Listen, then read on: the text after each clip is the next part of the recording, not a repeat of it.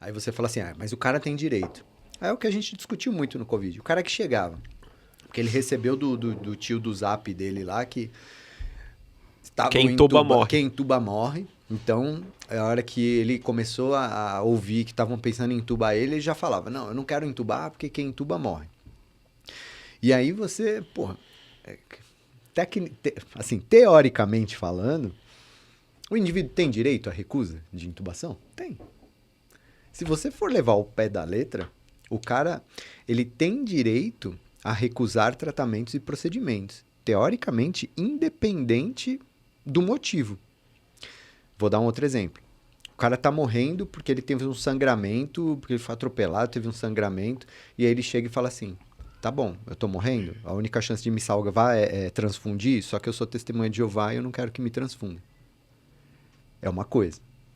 Agora, o cara Mas que a gente chega... entende que tem... Isso. E tem eles um são argumento... ensinados a vida inteira em relação a isso. Aí tem um argumento religioso, que existe já uma discussão prévia, que garante esse direito, inclusive, para essa pessoa, e essa autonomia, ela tem que ser levada em consideração, sim, e esse cara não vai ser transfundido, mas mesmo assim a gente vai informar esse indivíduo e falar o seguinte, olha, se você transfundir, sua chance de sobreviver é muito maior, se você não transfundir, sua chance de morrer é enorme.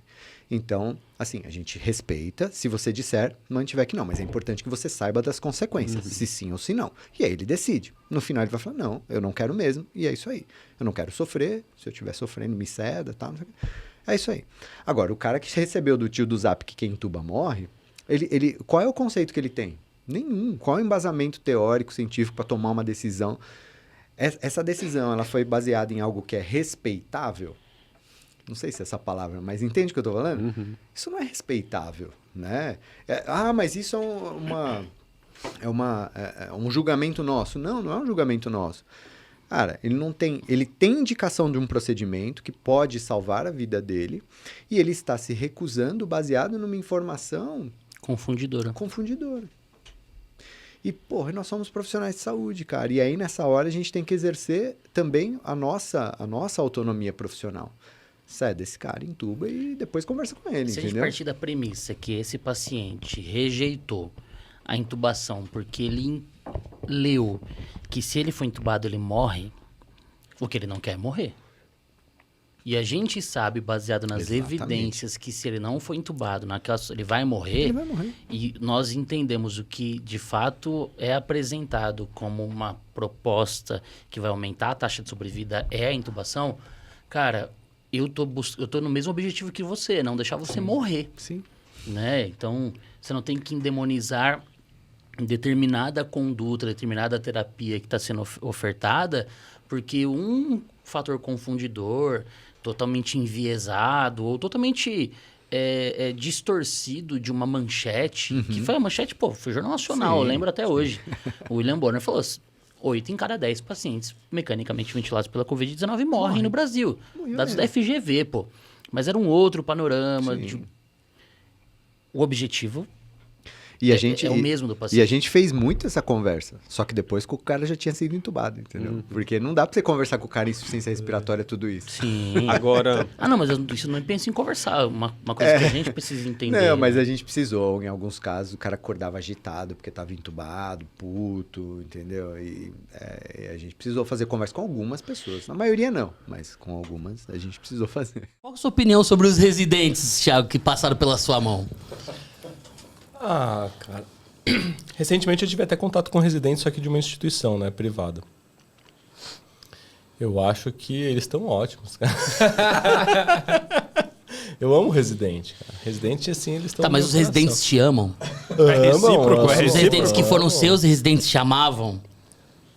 No primeiro ou no último ano? Porque assim, no primeiro ano eles odeiam.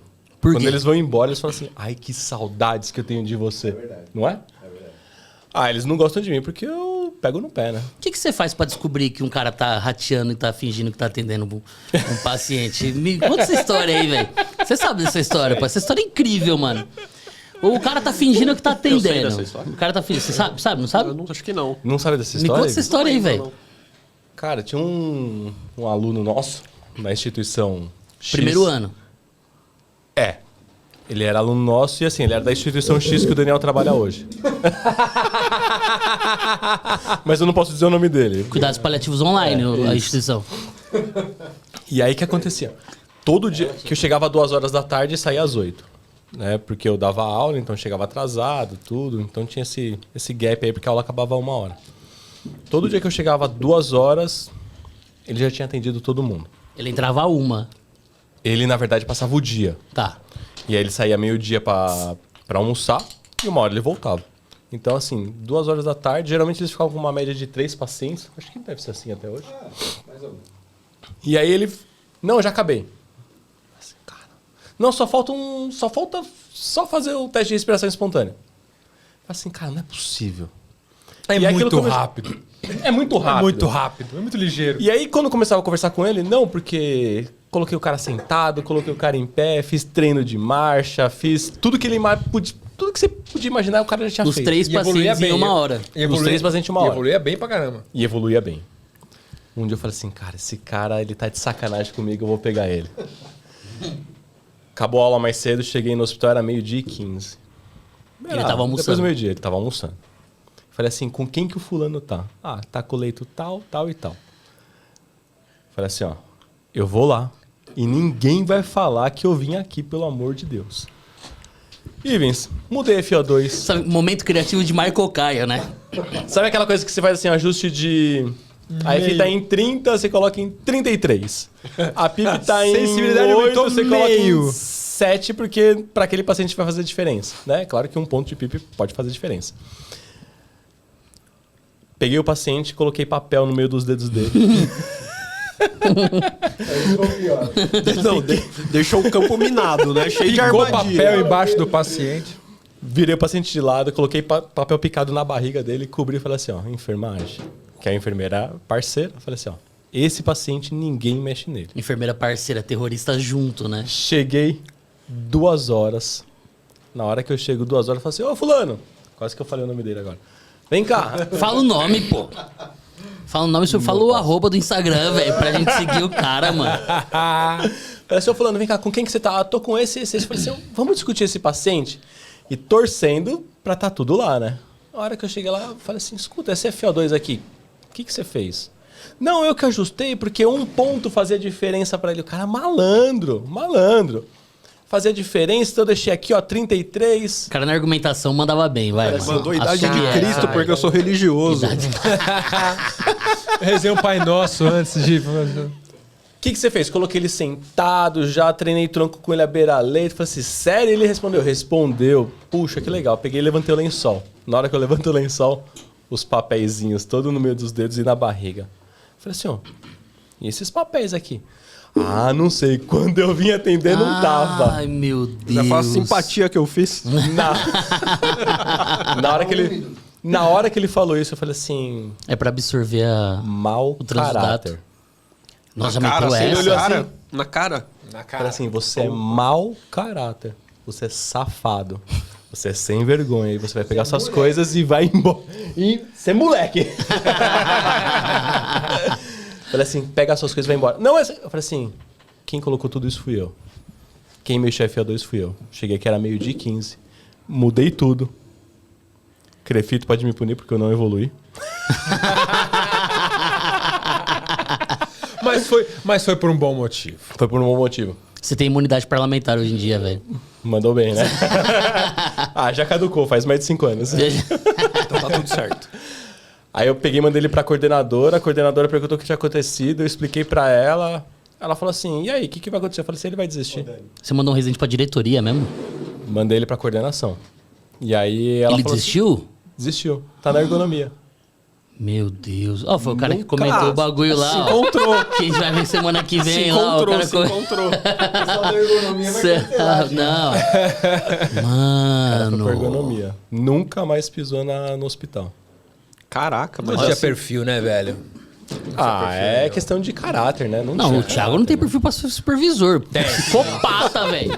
E, Ana, voltando lá quando você entrou na faculdade, então basicamente você conhecia ali trauma ortopedia, tal, não sei o quê, e por que a hospitalar acabou chegando aí? Agora que eu conto para meus Qual alunos, foi eu o sinto até gatilho? Qual foi o emoção. gatilho? Meu primeiro dia de estágio foi lá no Saboia. Saboia. Lá no Saboião, lá. Peraí, E mas a você minha- estava em Guarulhos e foi fazer estágio no Saboia. Porque era onde a faculdade me mandava. Pertinho, pô. Bem perto. Bem pertinho. Pertinho. Tem que... Ela pega o avião do aeroporto de Guarulhos, Vai desce pro do aeroporto de Congonhas. Congonhas e... Era mais fácil. Muito mais fácil. Então, e aí a minha, que eu falo que ela é minha musa, né? A Áurea Arneiro, vocês devem conhecer a Áurea, do Sírio. Sim. Ela era minha supervisora de estágio. Gente, juro, foi no primeiro dia. Ela saiu da UTI, éramos 5 meninas. Oi, não sei o quê, prazer, sou a Áurea. Nanana. Entrem, né? Vou mostrar a UTI para vocês. E a UTI, lá na época, você entrava, tinha um balcão, e aí tinha a UTI, assim, nu. E o balcão era logo na entrada. Eu não sei como está agora. E aí ela estava mostrando pra gente, ó, que esse paciente é assim, paciente assim. Eu lembro que lá no fundo, no fundão lá, teve um paciente que teve uma parada. Na hora que ela estava explicando pra gente. Aí ela falou assim, aí o pessoal, a Áurea, parada, não sei o que, parada. E aí correram. Eu juro por Deus, não, só pode ser, ou é coisa da minha cabeça. Se iluminou a UTI assim, fez plá. Aí eu falei, é isso que eu quero. É isso que É o eu vou tchan. ser pro resto da minha vida. Deu tchan. E eu fiquei tão besta olhando, mas só que eu olhava os movimentos dela. Ela Era ventilando. como uma dança. Era. Ela ventilando. E eu vendo tudo aquilo assim, vidrada naquilo. E não era perto, era Ao longe. fundo tocando Johann Sebastian Bach. Os E a anjinhos. fisioterapeuta. Aqueles alarmes soavam como uma música pra mim. Juro, mais ou menos. Eu falo isso para meus alunos, eles dão risada, mas é verdade, uai. Eu sei que eu fiquei, assim, encantada. Aí, quando acabou a parada, ela veio, né, tirando toda, assim, eu achei lindo ela vindo, assim, tirando, assim, bem... Voltou ou não voltou? Como assim? O paciente voltou ou não voltou? Voltou. Beleza. Não, porque poderia ter mudado tudo. O desfecho poderia ter mudado toda essa história aqui. pô. Voltou, e eu achei aquilo... Enquanto isso, Bárbaro. a Ana olhou pro lado, já tinha 2 colegas caídas. Enquanto Duas isso, eu olhei pro desmaiaram, lado, duas não desmaiaram. tinha colegas ao meu lado. Não tinha, elas saíram. Só você da ficou ali. Só eu fiquei. E eu não vi que elas não estavam ali, porque eu estava tão vidrada na cena, tão apaixonada. E detalhe, foi o primeiro dia do primeiro estágio. Galera, muito obrigado por assistir. Não esquece de deixar o seu like e de se inscrever aqui no nosso canal. Ó, calma aí, não acabou. Não esquece que toda segunda-feira, às 20 horas, tem episódio inédito do Passando Plantão Podcast. Então, corre lá e vem assistir com a gente ao vivo. Já começa da grande divisão, que eu não sei a visão que vocês têm, mas a minha... não. Vamos falar porra fisioterapia respiratória e fisioterapia motora. Como que você faz isso? Não, eu ensino pros alunos do meu curso que a melhor coisa que você pode fazer por um pulmão é tirar ele da cama. Tá entendendo? E que é impossível você tratar só o pulmão. A auditor de operadora já me encheu o saco porque eu coloquei deambulação para as duas. E eu tive que explicar o que a deambulação trazia o resultado para as duas. E, de verdade, hoje, por exemplo, a gente conta procedimentos. E a gente divide fisioterapia motora e fisioterapia respiratória por conta de produtividade de procedimentos. É uma situação. Agora, como é que você vai no seu paciente e só faz reabilitação divide. em fisioterapia respiratória? Né? Peraí, como que você só fez fisiorrespiratória? Ou, só não deu tempo de fazer fisiomotora. Você deve estar equivocado aí, porque então você não fez o que tinha que fazer. Eu falo pra eles, entendam que o sistema funciona desse jeito. Você não precisa funcionar desse jeito. Justamente. Você sabe que quando você sentou o seu paciente, o que você queria era prevenir complicações pulmonares. Então você não Cara, é contra o fez... sistema, cara. Então você não fez fisioterapia e aí respiratória entre aspas também, né? Você entendeu? Tipo, você fez, daí ele fala, fiz. Fala, então, você fez as duas coisas. É a questão da mobilização precoce. Em alguns serviços você fala mobilização precoce, acha que tem que sair andando com o paciente. Não precisa, não é tudo isso. Calma, menos. Tem um monte de coisa. Um monte de coisa antes. Um negócio, por exemplo, que eu defendo, aí você me dá a sua opinião, fala o que você acha. Para quem tá do outro lado lá na gestão, né? Quando o cara avalia o paciente. Então, eu fui lá, cheguei no leito para atender o paciente. O paciente já estava internado, não chegou agora. Só que eu avaliei e eu achei que esse paciente, no quadro clínico dele agora, ele não tem nada que eu possa fazer que vai beneficiar ele. Que se eu mexer nele, inclusive, eu posso piorar. Vou pegar, por exemplo, um paciente que está grave. se eu fizer alguma coisa do que compete a mim, eu pioro o quadro desse paciente. Então, eu tomei a decisão de não atender. Eu descrevi na evolução como que ele tá. Alta física. E eu justifico lá só que sem, Não, condição, às vezes ele só sem não- condição de atendimento não no tem condições clínicas no momento. momento. Sim. E eu acho que esse cara tem que ser cobrado fisiomotor e respiratória. A avaliação. Não, mas eu acho que tem que ser... Porque as pessoas têm medo de fazer isso, porque elas falam assim, mas e na hora da cobrança? Eu não fiz nada. Não, você fez, você avaliou, e você fez, você deu sua conduta motor e a sua conduta respiratória, que foi... Sem conduta. No momento não é. Porque um médico, quando ele vai no leito, o cirurgião vai lá no leito, avaliar o guto, cirurgião abdominal. Ele chegou, viu essa tem que ser uns distensão 4, hein, abdominal, só que ele falou, essa conduta não é cirúrgica, é conduta clínica. Ele não ganha por isso? Justamente. Ele não cobra por isso? Eu falo, gente, eu também acho que vocês têm que cobrar e ganhar por isso. Tem que cobrar. Aí, dentro do sistema, eu não sei se tem que cobrar só a avaliação. Por isso que eu falo, cobre o motor É que tem respiratório. operadora que paga avaliação só o primeiro atendimento. Isso, entendeu? Ah, uma confusão. Por isso que eu falei, tem outro lado da história. Como que é possível Rodrigo fazer isso na trabalha com SUS, gestão? né? Eu trabalho com SUS, eu não sou a melhor pessoa para responder para você nos serviços privados, mas eu penso como você. Precisa sim cobrar. Sim. E isso acontece bastante assim, eu fui e avaliei o paciente e vi que não precisava de atendimento da físio, às vezes por essa situação que você comentou, às vezes pela situação da gente, em alguns serviços públicos, a gente trabalha com escala de prioridade. Sim. Às vezes era o oposto, ele estava muito bem para a Às nossa vezes- média. Às vezes você encontrou o paciente andando no corredor que já está ali e tem pedido, enfim. Tem que cobrar? Tem. Tem que marcar lá que você atendeu. Você não demandou tempo? Não demandou seu conhecimento? Então, por que não? Às vezes até mais tempo do que o normal para você conseguir cercar tudo e você chegar à sua conclusão que de fato não há possibilidade de fazer nada naquele momento. E foi inteligente ao ponto de saber que nesse momento eu não posso te ajudar. Sim. Ou você vai lá e... O que você prefere? Que eu faça qualquer coisinha lá e para falar que te atendi? Porque eu vejo assim que o fisioterapeuta ele tem essa ânsia de fazer algo, mesmo que ele olhe e fale assim, parece que nada vai ser bom. Mas eu vou aspirar só para ver, sabe? Você faz a ausculta limpa, sem ruído. Mas eu vou dar uma aspiradinha, vai que sai. Só pra... Vai que, né? Não, aí e o mais engraçado é que às vezes sai um pouquinho, mas eu pergunto para ele, mudou algo pro seu paciente? Aí ele fala assim, não melhorou a saturação, a mecânica ventilatória continua a mesma. despressurizou só. Então assim, você não trouxe nenhum benefício. Aí ele olha pra você, eu falei que tinha um pouco. Entendeu? Eu falo assim, mas não trouxe benefício, Aquela pô. gotinha na sonda que não chega nem no circuito, sabe? Pra bosta. Me incomoda isso. Eu vou bom Quando eu falo contraponto aqui. crescimento profissional, não tô falando da especialidade, tô falando do número de profissionais que se disponibilizam para... Então, eu ia para esse lado, porque eu vejo cada vez mais pessoas interessadas a irem para onco. Pô, a gente teve agora o... Não, mas não no volume que eu acho que seria... É porque, cara, não tem jeito, as coisas não crescem exponencialmente, né? Não tem jeito, elas são muito graduais. Você pega que nem teve o congresso agora, que teve esses dias agora aqui em São Paulo. Se você voltar, sei lá, 5 anos atrás, que congresso que você tinha? Nos últimos 2 anos tiveram pelo menos 2, 3 grandes congressos só aqui em São Paulo. Então tem cada vez mais gente. É que, de novo, o crescimento ele é devagar, ele não é exponencial. Né? É um desafio grande. Eu acho que eu vejo 2 vertentes. Eu acho que a primeira é em relação à formação, a gente estimular mesmo mais dentro da graduação, essa visão. Eu acho que os eventos são super importantes. É muito corajoso fazer um evento da oncologia para agregar público, etc., para mudar essa visão mesmo, né, da importância. Então, eu acho que trazer mesmo sobre formação, sobre, né, as potencialidades da oncologia é super importante. Mas eu vejo também uma outra vertente, que é o mercado de trabalho. Porque eu não sinto ainda o mercado de trabalho tão aberto. Ainda não tem uma vaga escrito assim, preciso de um fisioterapeuta hospitalar, especialista em oncologia. Exatamente. Está todo mundo atendendo paciente oncológico, porque isso faz todas parte as enfermarias. Exato, entendeu?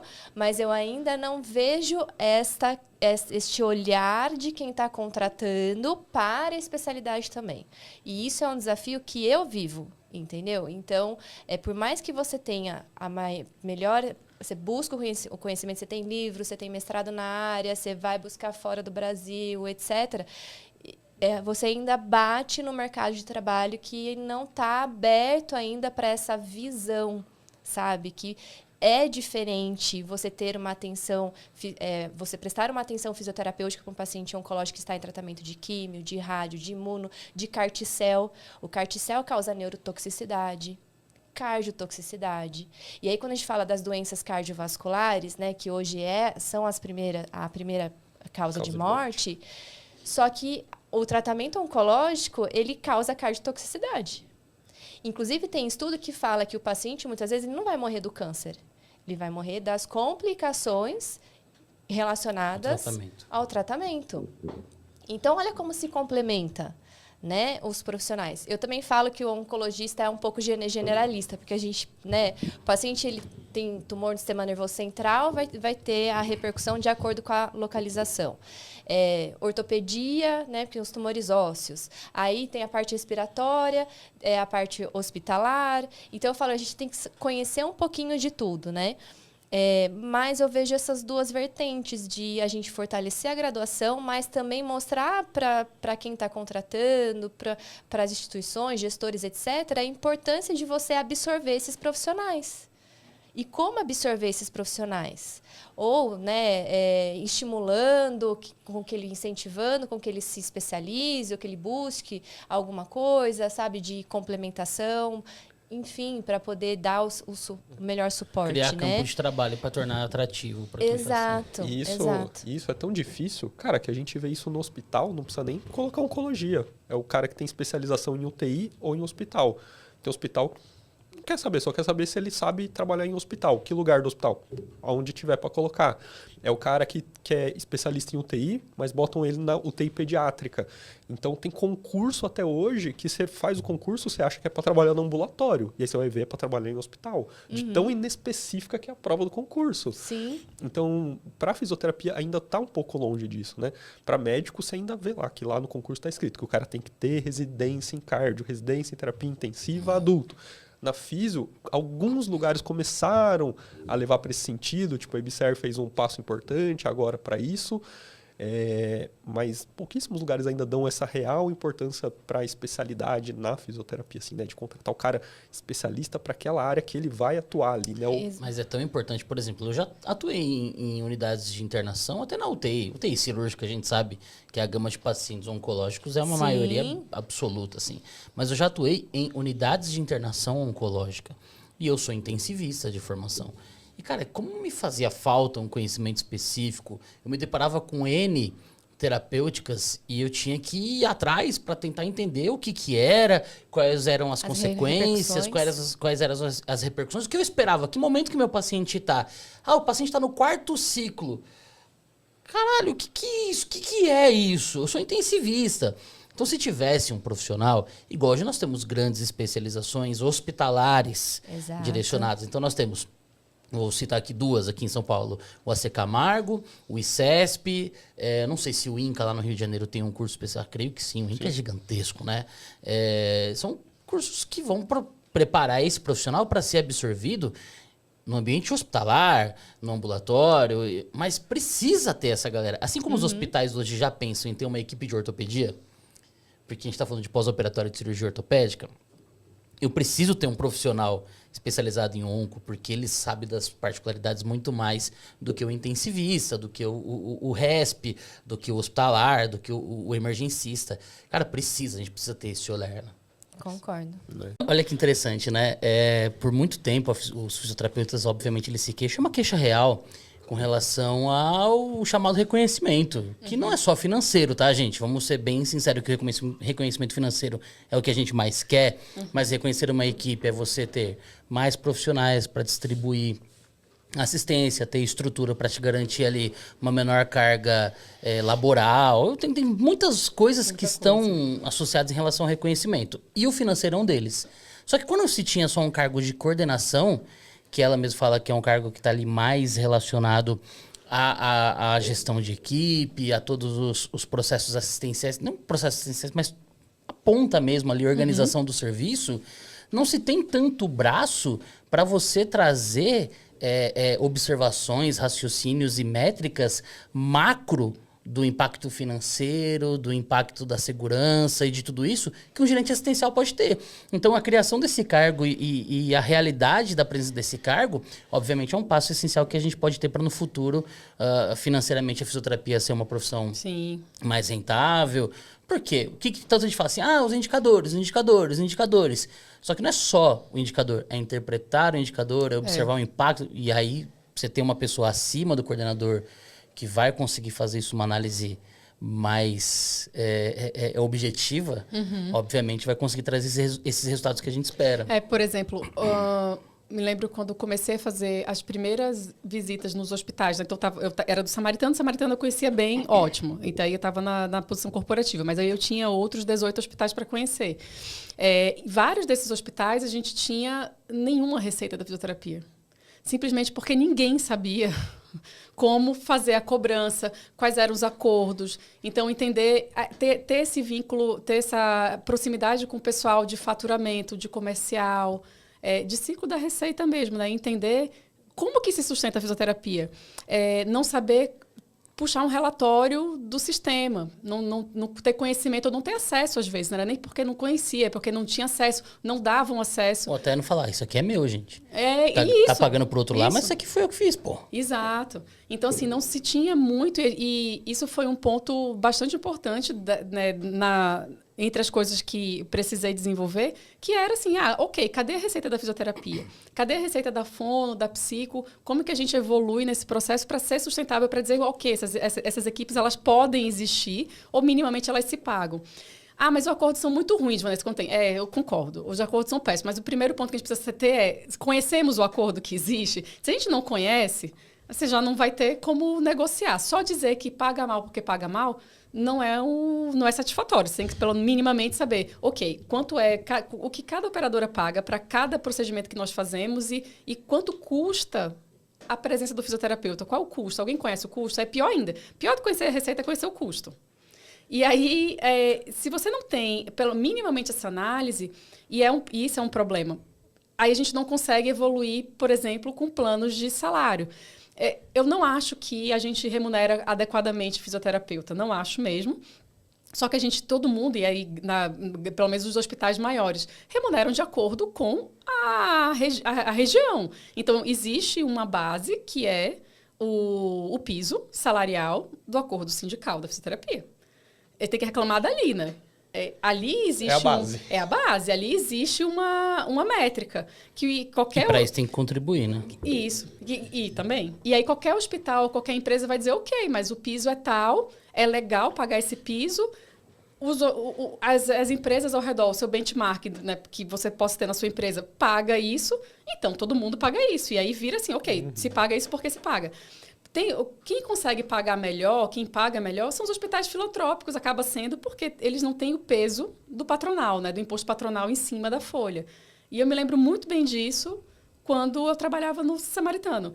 O Samaritano era filantrópico, vocês vão lembrar, talvez ele era filantrópico até ser comprado pela UHG. Ele era filantrópico. A gente tinha uma folha X.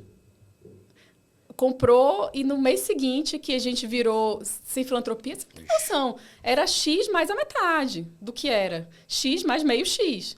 Então, assim, a folha da fisioterapia virou um absurdo. E o Samaritano é um dos hospitais que melhor... O Samaritano de Higienópolis é um dos hospitais que melhor remunera. Está ali concorrendo com Einstein, com o Sírio, porque eles são filantrópicos, eles podem pagar melhor. Então, você tem uma remuneração que acaba saindo ali da base, que é a base... piso salarial. Os demais ficam no piso porque o custo é alto. E aí, você tem aquele custo alto daquelas equipes.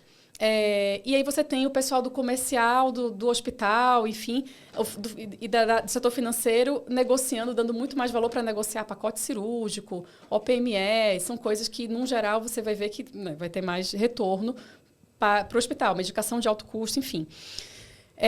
Só que aí é justamente isso que eu sempre discuto com eles, né? Então, tudo bem, estão negociando aquele pacote de cirurgia. Só que o custo da nossa equipe ainda continua existindo, certo? Então, o custo do profissional está lá, ele vai ser acionado, ele vai ter prescrição, ele vai entrar no quarto e vai fazer o atendimento.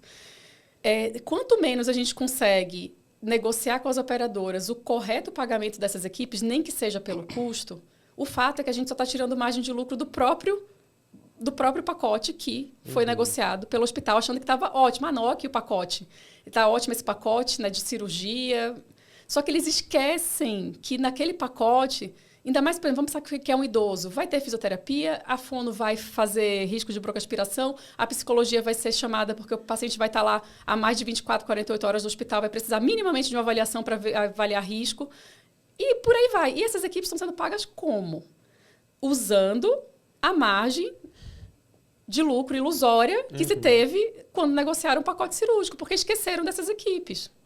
Então, assim, é um contexto muito mais amplo que precisa ser discutido, então, em relação... E aí, por isso que a gente tem que ir para o custo, né? Então, quanto custa a presença de cada profissional e que ele entra ali naquela unidade, que ele faz o trabalho dele com o paciente? E quanto isso afeta a sustentabilidade do próprio pacote, do própria diária global, enfim, do que quer que seja. Então, agora, se a gente não levar essa discussão...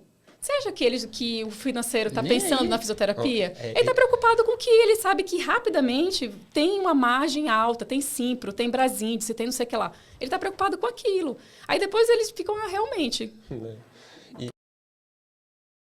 A gente define coisa, por exemplo, no grupo da gente lá. Qual a responsabilidade do fisioterapeuta? Transferência e locomoção. Para quê? Para ele se reinserir socialmente. Então... e a ventilação? Então, eu estou falando disso. Estou falando de ventilação. Porque se eu vou mais rápido para despertar meu doente, pressão de suporte e tal, como a gente é um grupo, né? Assim, uma organização social que tem controle sobre tudo, a gente consegue ver variáveis. Muitas. A economia de sedação foi R$230 mil mês. Como? Treinando o fisioterapeuta a usar a pressão de suporte com o doente acordado. É só perguntar, cara. Assim, a gente faz umas perguntas de provocação em evento, né? Você diz assim, quem sabe usar a pressão de suporte? Quem já usou? 90% da plateia levanta a mão. 10% é segurança, é a menina que está... Quem ainda usa SMV, né? Todo mundo está ali. Todo mundo está ali, certo? Aí você diz assim, quem sabe regular rise time? Aí já vem para metade. Você está sendo cara legal, hein? Quem sabe ciclagem? Não, eu parei de perguntar, porque também muito paulado. Quem sabe, quem regula bem ciclagem? Aí começa assim, como assim? Valeu. Obrigado. Então, como é que usa? Como é que atrela o resultado? Então, a gente investe muito em treinamento desse tipo. Para quê? Para acordar. Hoje, 84% de todas as unidades, né? Em torno de 72 horas, 84% dos meus doentes têm pressão de suporte. Banana. 90% dos doentes ficam menos de 24 horas no ventilador. Né? Mas quando o meu que chega no terceiro dia, que é um marco, né? Com o César Mello, a gente fez um trabalho, pegou os doentes com permanência maior que 10 dias e fez uma regressão. Quais foram as variáveis que tinham relação com a permanência? Só deu uma. 3 dias de ventilação mecânica. Então, 3 dias de ventilação mecânica, acende uma luz vermelha. E provavelmente tudo que está em volta de estar 3 dias todo o processo a gente cai matando. Por que reabilitação hospitalar lá, né? Por quê? Porque a gente pega a coisa macro, é a TO, é a fonte, todo mundo em cima, todo mundo atua junto para botar o doente na prancha, todo mundo atua junto, todo mundo está alerta a isso. No treinamento de ventilação mecânica para a enfermeira, para a TO, para todo mundo, para desmitificar. Né? Não é nem que o cara vai fazer, mas ele vai manusear um paciente sem medo do alarmou, pô, tá bom, não sei o que houve. Fica tranquilo. Ele nem atua no processo, mas ele perde o medo. Isso que se faz? Reduz o tempo. A gente criou um protocolo de decanulação, extubação, de 4 perfis, tudo com desempenho funcional. Né? Não importa a doença, desempenho funcional. Né? 3 dele tem um Glasgow menor que 8. Que não tem... Até outro dia alguém estava falando disso. O Roncalli, né? Eu tenho um slide que é ótimo. Na carona com o Roncalli. Parem de estudar, segue o Roncalli. Ele sempre faz uma revisão bacana. Lê a revisão. Se te servir, pega o artigo, lê o artigo inteiro. Então, não precisa ser seu roubo, porque ele já fez a parte difícil. Ele já revisou, já resumiu. Então, é bem legal. E está autorizado. Ele me autorizou. E ele dá uma mastigada boa. Claro. Né? Ele me autorizou a fazer isso. Aí eu falei, legal. E é sério. Então, o que acontece? é a coisa assim, a gente não está habituado a dar resultado. Vamos dar resultado, cara, porque é muito simples. Tira a sedação, estou habilitado, tira o tubo. Ué, por que adianta ficar nessa coisa toda se lá na época do Bird Mark VII, que não tinha ventilômetro, não tinha oxímetro, não tinha nada disso, não. E nem tinha modo. Você tirava e olhava. Quem era muito fera botava a mão assim na frente do tubo, esse vai. Ou esse não vai, conectava de novo. Bruxaria. É um antigo desmame digital? Cara... Se tá bom para cisto básico, o paciente mostra digital, puxa o tubo. Mas assim, 76% a 80% dos doentes que estão em modo assistido que arrancam o tubo ficam fora. Só para mostrar pra gente como a gente é ruim, né?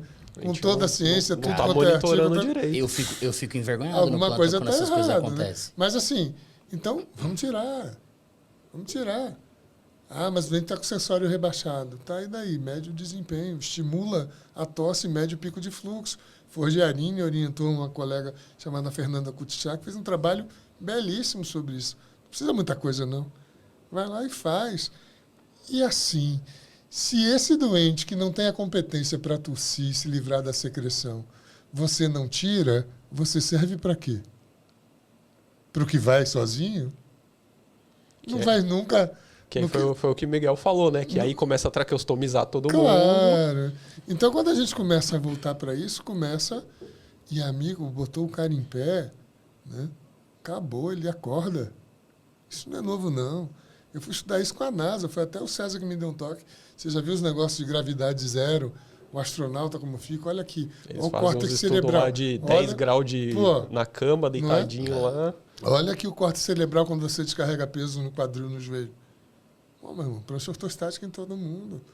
Cara desperta. O pessoal acha que eu estou brincando. Eu falava muito assim, vamos estimular o reflexo de vômito. Aí chocava. Você fala, não, um reflexo de engasgo. Aí o pessoal faz. É legal. Reflexo de gag. Né? Caramba. E aí, a ponte foi... Porque apesar de eu ter aprendido bastante coisa, inclusive, né, a rechecar os dados, né? Depois da coleta, eu queria fazer uma coisa no doutorado mais direcionada à minha prática, que era da físio. E na época, eu depois... Bom, eu estava no IGESP, acabou a especialização, eu terminei o mestrado, e quando eu terminei o mestrado, teve uma prova para o HC, que foi quando eu entrei no HC, que era 2006. Aí teve essa prova, eu já não estava mais no IGESP, e aí eu prestei a prova, passei e fiquei na... A vaga era para UTI da pneumo. Na verdade, a vaga era para UTI do nono, que era UTI cirúrgica, mas a Alessandra, que estava à tarde com a Adri, que a Adri ficava de manhã na UTI respiratória, que era clínica médica e pneumo, ela pediu transferência e acabou indo para a UTI do nono. E aí a vaga que ficou foi quando começou o noturno. A mesma prova que eu prestei foi quando começou o noturno do HC. E aí eu fiquei para a vaga da tarde, lá na UTI respiratória. E aí foi muito legal, porque a Adri foi professora... Já eram as duas UTIs ou não? Você foi só para já eram as duas. Não, já eram as duas... Os 9 leitos. Sempre foi, né? As duas UTIs. E aí foi muito legal, porque eu conheci a Adriana de nome, e a Adriana tinha sido professora da minha esposa. Né? Tava assim, nossa, você vai trabalhar com a Adriana Hirota, que sensacional. Você vai apanhar muito. Mas muito, a Adri foi a que mais me bateu. Aí... Não, rimos muito, apanhei muito. Rimos muito, apanhei muito e eu pedi pra sair do HC. Não, mentira. E aí foi... Isso, e aí no meio do caminho eu entrei no doutorado. Só que daí foi muito legal, porque quando eu entrei no HC, que eu... oi, fui lá de manhã, né? Oi, Adriana, tudo bem? Né? Ela fala que eu chego sempre meio saltitando assim.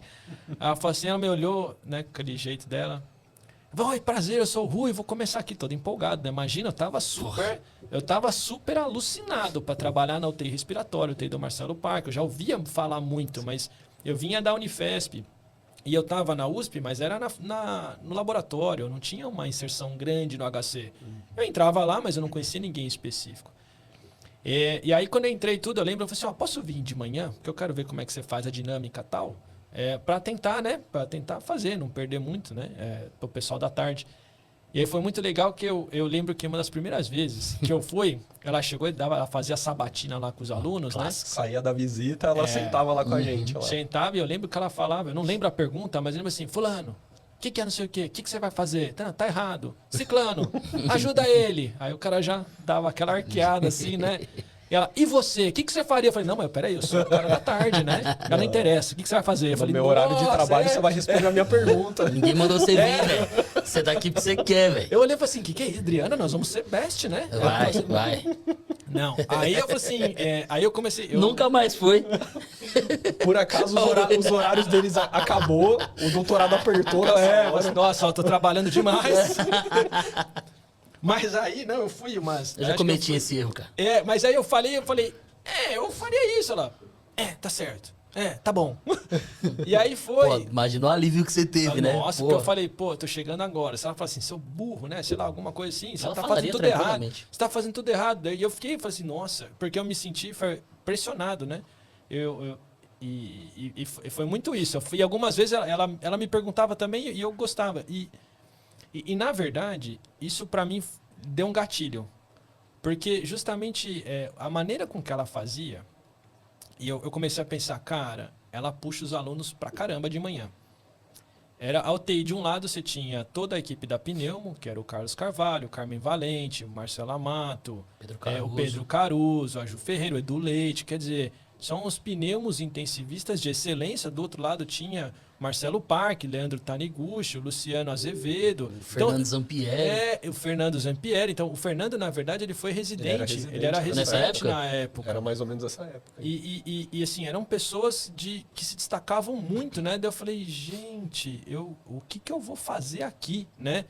E aí isso me criou um gatilho que eu falei, ou eu começo a estudar para valer e mais, né? Para acompanhar esse pessoal, senão eu vou ser engolido, né? Então, tanto com ela quanto com o Marcelo, e aí depois começou as clássicas, não é brigas, né, mas discussões, que eu falo briga entre aspas, com o Marcelo, porque eu fazia a pergunta só para irritar ele mesmo, para ver o que vinha, porque daí eu estudava, e aí depois no dia seguinte eu voltava com uma resposta, né? E ele falou assim, cara, você enche todo mundo assim, ou só sou eu? Eu falei, não, é só você mesmo. Né? Qual o Marcelo? Marcelo Parque. O Parque. O Marcelo Parque. Eu nunca imaginaria o Marcelo falando isso. Aí o Rui respondeu, não, só faço com você porque você é tranquilo, porque senão eu já tinha batido. Exato. E ele falava isso, assim, cara, eu já percebi que você consegue irritar qualquer pessoa. Eu falei assim, isso é verdade. Pô, se você conseguir irritar o Marcelo Parque, você consegue irritar qualquer pessoa, cara. Não, mas eu acho que eu não irritava ele. Mas assim, e ficou uma dinâmica assim, porque eu também participava das visitas, às vezes, com ele.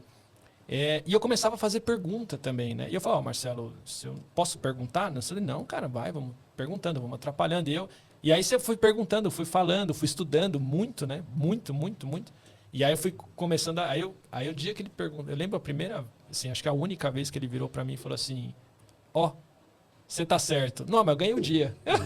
Pergunta bem básica, assim, que é uma coisa que eu já ouvi de alunos. Como perguntar? O que perguntar? As pessoas muitas vezes elas não entendem o que elas buscam, né? Perfeito. Obviamente elas não sabem nem o que muitas vezes elas estão fazendo, então elas não sabem o que elas esperam. Mas qual que é um bom caminho de uma estrutura para saber o que pesquisar? Essa pergunta não é boba, Guta. Ela é importantíssima porque acontece isso, assim, ó. A gente vê hoje no Instagram que a maioria das caixinhas é assim, fisioterapia funciona? Não tem resposta. Porque o que da fisioterapia, para quem, para quando, para qual paciente? Então, assim, a gente tem que lembrar que a ciência, quando a gente busca respostas, as respostas são específicas. Então, cada artigo científico vai trazer uma única resposta. E não um compêndio sobre aquela subdisciplina, sobre aquele paciente. Então, por exemplo, vou dar um exemplo que recentemente aconteceu comigo. Foi publicado recentemente um artigo sobre... Por muitos anos, era aconselhado que mulheres grávidas não fizessem exercícios de abdominal, porque a gente sabe que com a gravidez é normal ter um afastamento dos restos abdominais, fisiologicamente, e depois esse retorno, mas que algumas, eu não vou lembrar a porcentagem correta, mas em torno de 30%, 40% dessas mulheres não há o retorno e permanece a diástase pós-parto. Mas é normal esse movimento acontecer durante a gestação. Tinha premissa por muito tempo que acreditava assim, não, vamos evitar que as mulheres façam abdominal, porque pode ser que aumente ainda mais essa diástase, mais do que o fisiológico. Então, era contraindicado fazer exercícios que forçassem a musculatura do abdominal. E aí foi feita uma pergunta para responder essa pergunta. Então, a pergunta era específica. Era só comparar mulheres que já tinham uma certa diástase lá no 3º mês de gestação, já medida, tinha uma distância certa. Um grupo foi feito exercícios do assoalho pélvico e da parede abdominal, e o outro grupo não fez. E acompanhou o quanto essa diástase evoluiu e depois, pós-parto, o quanto que foi o retorno disso. Não houve diferença entre os grupos. Ou seja, a pergunta era que seria prejudicial, e não foi. O que aconteceu com as mulheres que fizeram, que não fizeram, aconteceu a mesma coisa. Ou seja, os exercícios não influenciam na diástase abdominal durante a gestação e o retorno pós-parto. Foi eu falar essa leitura que a pergunta começou assim, mas fazer abdominal trata? Fazer abdominal reduz pós-parto? E não sei o quê. Chove. Por quê? O que eles querem? Vamos pegar a mulher grávida. Eu quero saber tudo de abdominal para esse universo da gestação. E não é assim que funciona. Então, a pergunta ela é específica para a população, para a intervenção, para o desfecho que você quer saber e o tempo. Então, essas são as principais...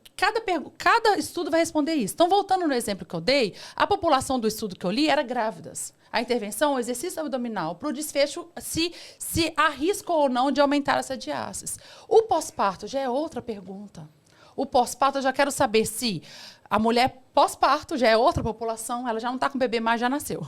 Se ela já permaneceu a diástase, eu quero saber agora se o mesmo exercício, o abdominal, vai tratar essa diástase. E já é outra pergunta. Tratar já não trata. Não há risco fazer, mas tratar para reduzir essa diástase já reduz quase nada. O primeiro estudo era a mulher grávida que fazia atividade física e não queria parar a sua atividade física. Mas o médico pedia para parar porque ele falava, vai piorar a sua diástase. Isso. O segundo não. O segundo, agora ela já ficou, eu quero tratar. Será que se eu fizer, vai fazer tratar? Hipopressivo, fazer abdominal, se vai reduzir, né? Voltar esse músculo para o lugar? A resposta já é outra. Então, sempre, a pergunta... Sempre que você tiver uma dúvida, você para e pensa assim, quem é o meu paciente? Qual é a população? É paciente na ventilação?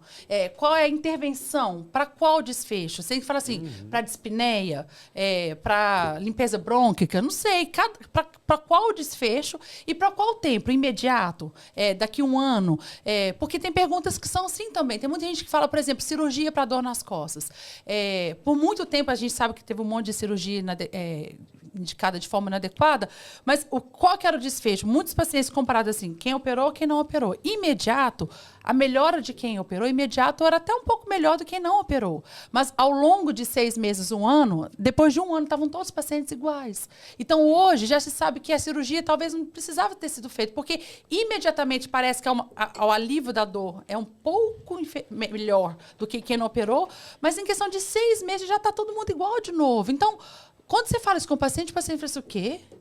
Eu não vou operar, porque isso aqui 6 meses eu operando ou não vou estar igual. Se eu tivesse operado, eu não vou correr o risco da cirurgia. Então, é importante o tempo também. Então, o estudo, cada estudo vai responder a uma pergunta específica. Então, a gente tem que saber qual é a pergunta e que dessa pergunta a gente escolhe principalmente a população e a intervenção como palavras-chave para fazer a busca e a combinação delas para encontrar os artigos. E aí, na seleção do título ali, você fala assim, esse aqui responde essa pergunta. Aí eu pego ele, analiso e eu olho se aquele estudo serve para a minha tomada de decisão.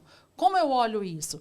Se o meu paciente é semelhante à população incluída naquele estudo. Se a minha população é totalmente diferente, aqui era agudo e o meu paciente é crônico, então vamos buscar um artigo de crônico, porque esse aqui respondeu para o agudo e não é o meu paciente. Então, é muito específico. O que eu percebo, a galera acha que o artigo vai ser um livro, que vai responder tudo sobre aquela condição, tudo sobre ventilação mecânica, e não é assim. Então, é bem específico daquela dúvida específica que você teve no consultório. Sabe qual é a sensação que eu tive aqui com a resposta dela?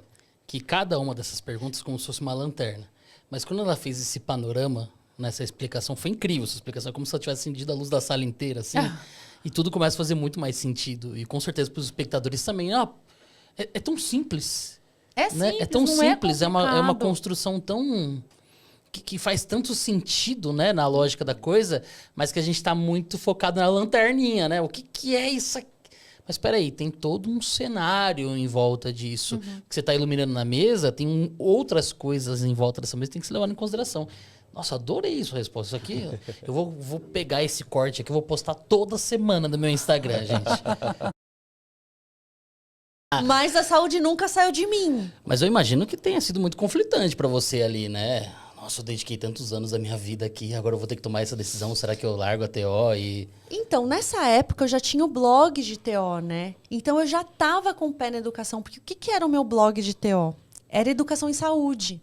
Então, eu já queria trabalhar com educação. Eu acho que esse tempo que eu fiquei na pedagogia, lá na biblioteca, além do Paulo Freire, entre legal, um cliente ou outro ali da biblioteca, já mexeu comigo. despertando ali. E eu acho que esse choque também de você vir de um lugar que você acha que você tem um lugar e depois você descobre que não tem, que no seu caso foi descobrir que você era mais rico do que o que você achava Não e eu é? mais burra e mais pobre do que eu achava.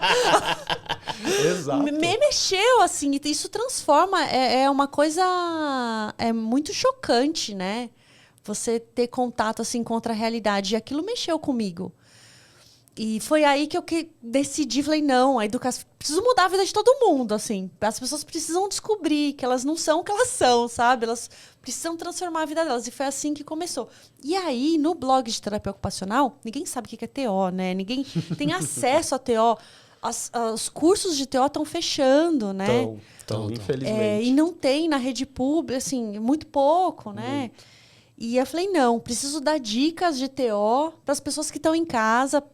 A internet ainda estava começando, mas as pessoas que têm acesso precisam saber o que é, como elas podem se beneficiar disso. Então, no blog, eu ensinava dicas. Você tem uma pessoa com Alzheimer em casa. O que você pode fazer para ajudar a vida dessa pessoa?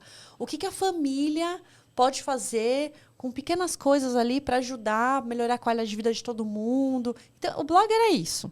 Basicamente isso. E aí, quando foi o Manual do Mundo, foi uma transição, assim, só foi, ao invés de ser educação em saúde, foi educação, entretenimento educativo. Em tudo. Em tudo, em ciência, em tudo. Tanto que no começo a gente nem começou com ciência. Foi acontecendo a ciência, porque ciência e saúde tá ali, né? Totalmente ligado. Totalmente. Tanto que agora eu tô querendo colocar algumas coisas de saúde no manual. No comecinho eu esbocei algumas coisas, mas acabou não vingando, porque era outra estrutura. Eu que filmava, o Iberê. Era uma outra coisa. Agora, que eu voltei, muita saudade da área da saúde.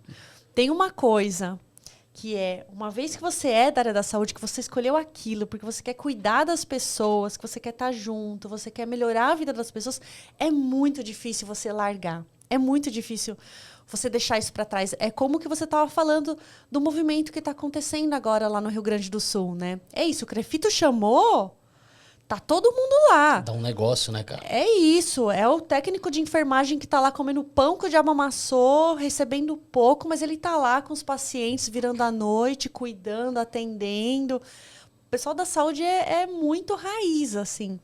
E agora... Gente, eu tô falando mais como da cobra, né? Oxe, mas é pra isso mesmo. Que bom, né? Gente, como é que eu vergonha? Eu desandei em falar que... Não, o convidado não é a gente, não. É você mesmo, Mari. O ruim é se tivesse todo mundo mudo. Aí era o problema. Gente, eu sou... É isso, eu desando falar e fico. Não é... Não, vai, fala, eu tô adorando. Tem que falar. Não, mas ia falar que a área da saúde é isso, né? A gente, quando gosta, a gente não larga o osso. E aí eu fiquei nesse tempo todo, acho que 15 anos, 15 anos, né? 16 anos, só no Manual do Mundo, e aí bateu saudade da área da saúde, né?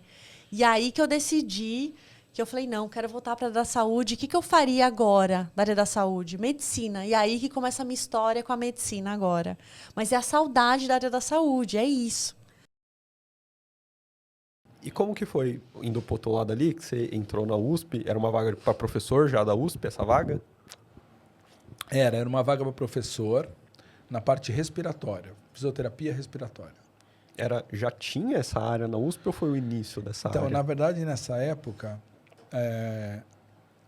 tinha um atendimento, vamos dizer assim, inicial da professora Fátima Caromano, que ela atendia no HC os pacientes, e aí ela precisou mudar de área, eu não lembro exatamente dos detalhes, e abriu esse espaço para fisioterapia respiratória. E aí abriu essa vaga de fisioterapia respiratória. Aí a minha banca era Carlos Carvalho. Tinha que ser, né? Que na citação é a mesma pessoa, pô. C. Carvalho. Quase igual. Quase igual. Carvalho CRR, Carvalho CRF. A gente se confunde muito. Aí ele era da minha banca e tal. E a Marinês Feltrin foi também, se eu não me engano. E por aí vai. Só pegando a sigla do nome, 2 Carvalhos, um CRE e outro CRF. Mas você trabalhar com pneumo e o seu nome dá uma sigla CRF é muita predestinação, cara. É muita Você predestinação. sabe quando eu entrei na pneumo, que eu comecei a participar das reuniões, eu não sabia disso, os médicos sacaneavam, dizendo que eu era primo do Carlos. Não, ele é primo do Carlos. É primo, pô. E como que foi essa experiência de começar a dar aula? Eu já tinha muita experiência de dar aula, né? Então, quando eu fiz o mestrado e o doutorado, a gente dava muita aula à noite em cursos. Então, dei aula para nutrição, dei aula para veterinária, dei aula para enfermagem. Mas era estágio docência esse? Não. Era tudo aula de curso de fim de semana, aula teórica. Então, como a gente sabia muito fisiologia, então a gente dava aula de tudo que era fisiologia. Dei aula para medicina, dei aula para um monte de gente. Aí a gente ganhava experiência. Não era muito dinheiro, mas ganhava experiência. Lembro de sair, por exemplo, sexta-noite, sei lá, e dar aula para curso de veterinária sobre fisiologia respiratória comparativa com cavalo. Aí tinha que estudar, não sabia nada, tinha que estudar. Nossa, a respiração do cavalo é totalmente diferente. Eu lembro de umas coisas assim. Mas a gente dava muito curso. Naquela época, tinha muito curso de especialização à noite. Então, a gente trabalhava o dia inteiro e dava aula à noite. Aí, quando eu fui para o Canadá, voltei. Quando eu voltei, uma universidade privada aí minto. Aí dei aula para odonto, de fisiologia, na Universidade de Guarulhos, na UNG. E aí, depois, quando eu voltei, uma universidade privada queria que eu desse aula de fisiorrespiratório. E aí eu comecei dando aula, isso foi em 97, exatamente 96. Não, 97. Comecei a dar aula em 97. Em novembro, eu fui contratado pela USP. Então, comecei em janeiro dando uma universidade. Aí, lembra, eu estava dando aula, fazendo minha qualificação, fazendo meu sorteio de ponto, dando aula. E aí pedi demissão e aí fui Que vida tranquila, né? Muito molezinha. Que tranquilidade. Molezinha. Tá louco, velho. Burnout... Então... O burnout olha pra isso, o olho dele pisca. Então, aí minha filha nasceu em 97. Também. Ou seja, ela nem dormindo. Então foi tudo meio que junto, ano, assim. 97 foi um ano. Mas eu tenho certeza que o fato da filha estar prestes a nascer foi um dos motivos pelos quais ele falou, cara, eu vou precisar ralar muito. Eu preciso entrar, cara. E ela nasceu no HU, inclusive. Olha só. Que legal. Ela nasceu no HU. Caramba. E como eu era pós-graduando, que eu não era nem contratado ainda na USP. Então, eu fui atendido como pós-graduando, sou muito agradecido ao HU, sou extremamente agradecido ao HU. Ela teve um nascimento espetacular, a gente ficou num quarto só, lembro de tudo. E ela nasceu no HU. E aí, ela nasceu em outubro, eu fui contratado ela nasceu isso.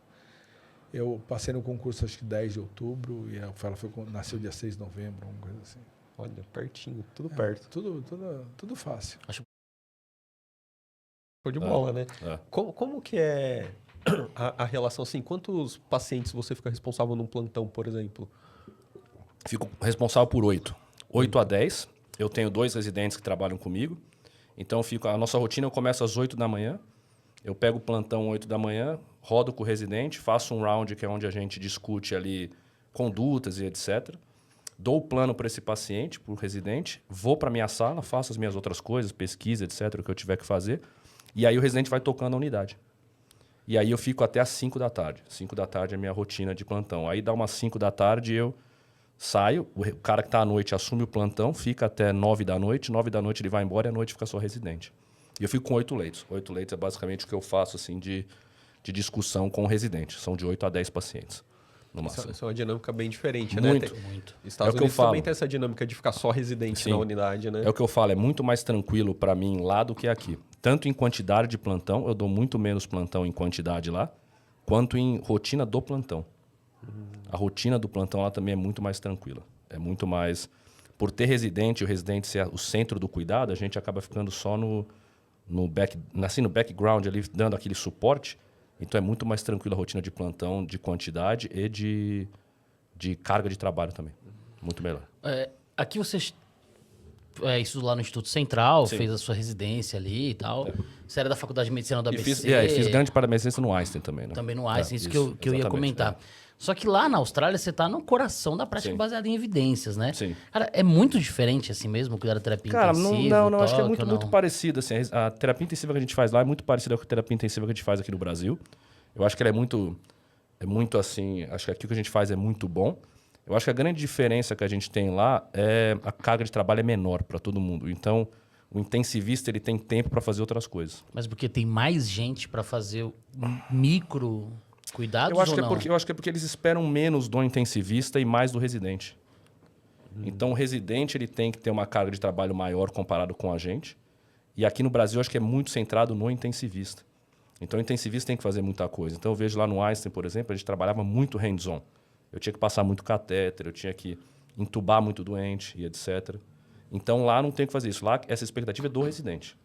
E eu tenho que fazer a parte, vamos dizer assim, intelectual do plantão. Então, sobra tempo para eu fazer outras coisas. Então, sobra tempo para eu fazer pesquisa, sobra tempo para eu estudar, sobra tempo para eu discutir, sobra tempo para eu dar aula. E o residente vai tocando o plantão enquanto isso. Então, isso que eu acho que é a grande diferença. Agora, em carga de, a gente tem mais contato com terapia baseada em evidência? Não, acho que é igual aqui. Aqui a gente faz muita coisa também nesse sentido. Muito. Como que foi o Ari Serpa voltar a ser residente, né? Foi foda. Imagina. Não, pô, fica à vontade. Esse daí foi a sinceridade, foi foda. Foi muito difícil, cara. Foi muito difícil, mas assim, eu acho que foi bom porque eu tive muito contato, eu tive muito respeito dos outros consultants. Eu tive muito respeito por tudo que eu fiz. Eles olham e falam, cara, eu jamais teria feito isso. Então, me deu um respeito enorme dos outros consultants. E eu aprendi muita coisa, cara. Eu aprendi do zero, eu aprendi ali da base, como ser médico na Austrália. Então, eu prefiro ser dessa forma do que chegar lá e querer já cagar na cabeça de todo mundo e falar, não, eu sou intensivista, todo mundo tem que me respeitar, tem que fazer o que eu acho ou não acho. Então, foi bom começar, mas foi muito difícil. Eu acho que eu comentei aqui na vez passada que teve períodos muito próximos de eu desistir. Eu falei assim, não, é demais para mim, não dá mais para eu fazer. E quem me manteve forte nisso foi a minha esposa. Né? Minha esposa, que sempre foi uma pessoa que me deu muito suporte, e falou, cara, vamos fazer a coisa acontecer. E eu acho que a perspectiva que eu falava assim, eu prefiro tentar, mas não dar certo, do que não tentar e ficar na perspectiva, será que vai dar certo? Né? E isso acho que tem um impacto, assim, isso tem um impacto na gente como pessoa muito grande, eu acho. Assim, eu sempre falo isso. Você perde um pouco, assim, muitas vezes você perde, assim, você passa a não acreditar tanto em você. Eu acho que isso é uma coisa que eu passei lá muito. Porque você tem você dá um passo atrás desse jeito, você olha e fala, cara, será que eu sou bom o suficiente para fazer isso que eu tenho que fazer? Né? Mas aí você vai superando, você vai fazendo, você vai superando os obstáculos e você sai maior disso. Né? Em 2022, tinham vários momentos que eu falava assim, cara, eu acho que eu não sou suficiente, eu acho que eu não sou bom. Você passa a não se enxergar mais como você era. Você fica mais nervoso para fazer algumas coisas, você perde um pouco de confiança. Mas eu acho que eu saí disso maior, assim, eu acho que eu saí disso maior e hoje eu estou tranquilo, hoje eu estou bem lá, estou super bem, estou conseguindo fazer as coisas do jeito que eu quero fazer. Mas foi muito difícil. Lado bom, aprendi muito, comecei do zero e hoje as pessoas me respeitam, elas falam assim, não, a gente te respeita por conta de quem você é e o que você fez aqui. Você não chegou aqui, eu sou Ari Serpa Neto, abaixa a cabeça, me põe para fazer e vamos embora. Mas foi muito difícil. Porque se chegasse ao mesmo tempo, muita gente entenderia, né? Entenderia, mas eu não acho que é o certo. Eu não trabalho desse jeito, eu não sou assim. Mas É muito difícil, cara. Eu falo para as pessoas, eu tenho alguns amigos que estão indo agora lá na Austrália fazer também, fazer residência, fazer fellows, etc. E eu sempre falo, cara, não é fácil. Se prepara porque é muito difícil. É muito difícil. E não é fácil você sair da posição que eu tinha, que era uma posição confortável, uma posição de médico do Einstein, especialista com um bom salário, e agora você começa de novo do zero, fazendo residência, né? E, de novo, eu nunca sofri nenhum tipo de preconceito, nada disso, mas é a forma que você se enxerga. Isso é o mais assim... E aqui eu tô falando de coração aberto, né? Porque eu acho que eu não tenho que ficar inventando nada. Cara, às vezes eu tava na UTI, acho que eu comentei isso no último que a gente fez. Eu tava andando na UTI 3 da manhã, e aí a enfermeira olhava para mim assim e falava, tá tudo bem, doutor? Eu falava, não, tá tudo bem. Mas eu tava na minha cabeça pensando assim, cara, eu não sou o mesmo médico que eu sou no Brasil. Eu não sou aquele médico que eu sou no Brasil só, às vezes, pelo idioma. Só o idioma, ele para mim, torna as coisas tão mais difíceis que eu não consigo mais ser aquele mesmo médico que eu era no Brasil. E aí você vai se adaptando, e você fala assim, Ari, você tá hoje tranquilo que você tá bem no idioma? Tá, falo inglês e tal, mas não é a mesma coisa que falar em português, né? Então, isso é uma coisa que impacta. Mas agora estamos bem, estamos fazendo o que tem que fazer. Tá super bem lá, mas foi muito difícil. Mas foi um aprendizado, acho que a gente sai maior. Eu acho que se eu tivesse que recomendar para alguém, eu falaria, faz porque você sai maior. Você sai muito maior. Como que era a relação com os seus R igual lá, com os residentes que entraram junto com eles você? me respeitavam muito, eu ajudava muitos deles, eles me pediam muito ajuda para várias coisas, mesmo eu não sendo assim o residente sênior. Né? Os caras falavam assim, cara, você não é o sênior, mas você é o mais sênior daqui. Então a gente tem oficialmente quem que é o sênior, quem que vai tocar, mas a gente quer que você dê o suporte e ajude a gente. E eu falava, beleza, vamos lá. Não rolou uns conflitos com o sênior assim, não? Não, cara, não, assim, o pessoal é muito tranquilo lá e o pessoal respeita muito. Então eu lembro, por exemplo, uma vez, acho que eu também comentei isso. O cara falou, Ari, desculpa, eu sou o senior red do plantão, tô tomando conta do plantão noturno. Acabou de chegar um transplante de fígado, eu não sei se você tem experiência de cuidar de transplante de fígado ou não. Eu falei, eu tenho. Ele falou, eu tenho que te perguntar, quantos transplantes de fígado você já viu na sua vida? Eu falei, cara, o hospital que eu trabalho, no meu primeiro ano de residência, a gente teve 280 transplantes, que era o Einstein, né? Ele, 280? Eu falei, ele falou, eu não vi, acho que aqui a gente não faz 80 no ano. Então toca aí o plantão que você sabe tudo. Exatamente. Então nunca tive problema. Eles pediam minha ajuda muito, assim. Mesmo eu não sendo o sênior, eles falavam, cara, você é o mais velho, então a gente aceita que você toque aí e ajude a gente. Tudo isso. Então, nunca tive problema, sempre foi tranquilo. Sempre fui respeitado pelos consultants também, por todo mundo, assim. Então é bem sossegado, assim. Eu acho que ia chegar e falar assim, Ari, desculpa por ser o seu sênior. Não, acho que não. Acho que não. Acho que os caras respeitam. Os caras respeitam bem, assim. Os caras, eles entendem e eles dão espaço e eles, às vezes, se sentem privilegiados de você estar lá trabalhando com eles. Isso Eu fiquei com essa pergunta mastigando minha cabeça no avião, voltando pra casa. Eu vou perguntar isso pra Renata. Ai, que delícia. Obrigada pela oportunidade. O que foi seu mestrado? O meu mestrado... Você falou assim, mestrado. Passou assim. Fiz mestrado. O meu mestrado... Não precisa doutora? É um mestrado, pô. Tá bom, né? Você sabe que esse monte de papel aí serve só pra nós entrar na faculdade pra dar aula, né? Que é isso que é título. Mas não adianta nada você ter esse monte de papel se você não entender que se a terminal não estiver pronta, você não interna ninguém no leito. Então, pra mim, é bem isso, assim. Não que eu não dê valor, eu dou muito valor, nossa, que legal. Mas eu acho que tudo que você estuda, tudo que você faz, só tem valor real se isso te melhora como pessoa, né? Como ser humano, te aproxima mais da divindade, mais da sua essência, te faz perceber o quanto a vida é maior, te dá mais ferramentas para evoluir como gente. E essas ferramentas, então... Hoje me fazem ser uma mulher, uma filha melhor, uma esposa melhor. Tô achando tão chique falar que eu sou esposa, sabia? Nossa, a mulher Renata casou tem pouquíssimos dias, uma tá? semana. A mulher do seguro me ligou hoje, ela está de civil casada, chupa! E aí, assim... Já tô te mandando a certidão agora. Eu tô achando muito interessante. A minha mãe falava, nossa, Renata, será que você vai morrer avulsa? Olha que a minha mãe falava comigo. Ela achava que eu não ia casar nunca.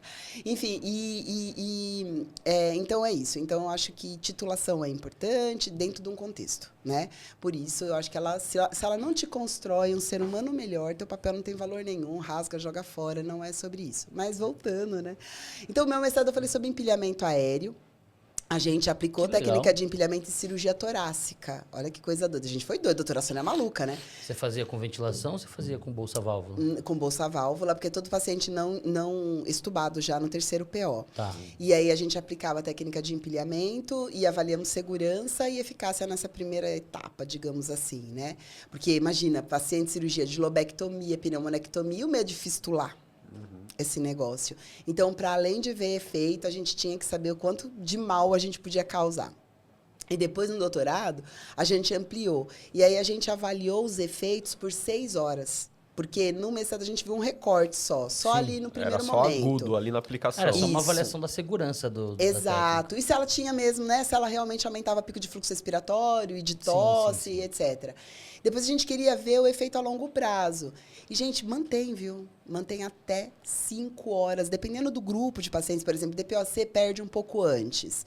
Pacientes com dreno de tórax, com 4 horas, começa a perder com significância estatística, né? Você tem perda com significância.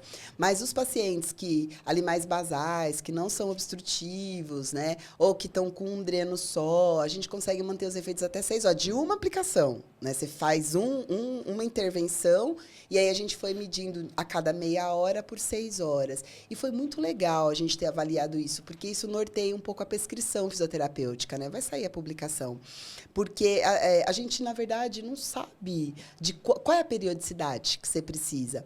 É claro que depois a gente vai estudar a fisiologia do negócio e a gente entende, né, que o paciente faz cirurgia torácica, ele ventila superficial, né? Frênico está ali paralisado, não, o diafragma supercefalizado, então ele tem mesmo muita área colapsada e aí o empilhamento aumenta ali, recrutamento, ventilação às vezes colateral. até ventila só unilateral, então colaba um pulmão. E aí você abre, né? Então o efeito permanece não muito por conta disso, né? De áreas que você consegue ganhar. E aí fica até 6 horas. Então a gente estudou isso. Eu fiz eu fiz umas coisas meio invertidas. E o pós-doc, a gente fez. Eu fui na USP e aí foi um estudo epidemiológico na base do câncer, né, do estado de São Paulo. A gente cruzou fatores para câncer de pulmão, para incidência de câncer de pulmão. E aí, agrotóxico. Fala mais. Morar em São Paulo. Morar em São Paulo. Morar em São Paulo. Mas é uma loucura. É o top 1, talvez. O Saldiva levantou ali no canto ali. Né? Não, mas aí você vai vendo áreas, por exemplo, de liberação de determinados agrotóxicos, aí você começa a ver que a incidência começa a aumentar, porque a base do câncer de São Paulo é uma base muito heterogênea, né? Então você pega todo o interior e gente que vem também, né, de outros estados, mas a gente teve que regionalizar só para São Paulo mesmo. Mas aí, quando você faz assim por setor e começa a ver, metrópole realmente é poluição, cigarro, né? Ponto final. Agora, quando você começa a sair, você vai indo mais para as áreas agrícolas, aí você começa a ver que, se você começar a cruzar dados, assim, principalmente com pulverização e etc., você começa a ver que a incidência de câncer aumenta, dependendo do tipo de agrotóxico que é liberado para cada região. Porque é liberado de acordo com o tipo de cultura, se ela é para consumo interno ou se ela é exportada, né? Porque daí tem que entender a regulamentação aceitam. de fora, né? A gente pode comer porcaria, né? O agro é top. Top 3 no resultado do estudo da Renata. Exato. De causas de câncer de pulmão. Você tem noção? Eita, velho. E aí cruza essas coisas e aí dá essas cacas aí que a gente vê. Foi muito legal. É que assim, olha, estudo epidemiológico, você vai pra saúde pública, você tem que saber estatística, dá uma preguiça, né, gente? Mano, mas eu adoro estudo de epidemiologia. É a base dos estudos, viu? Eu adoro estudo de epidemiologia, cara. Inclusive, eu tava com a Anke esses dias, um epidemiologista top. Eu adoro, que eu acho que ele é muito importante, que dá todas as justificativas para dali em diante... E pro próximo. Mergulhar para centenas de estudos, cara. Por exemplo, os nossos estudos lá, muito pequenos, sobre empilhamento aéreo, vêm de dados epidemiológicos, né? Porque o paciente morre de quê? De cirurgia torácica no pós-operatório? De hipoventilação, de saturação, desconforto respiratório, pneumonias e afins. Então, veio a epidemia primeiro, e daí você começa a encontrar os buracos para você achar outras saídas, né? Então, é a mãe da ciência. E é sempre a pergunta mais básica do mundo, né? Morre por quê? Por quê? Por que ele... E aí, acabou, cara. É isso. E daí, jogo 1 milhão de possibilidades. É isso.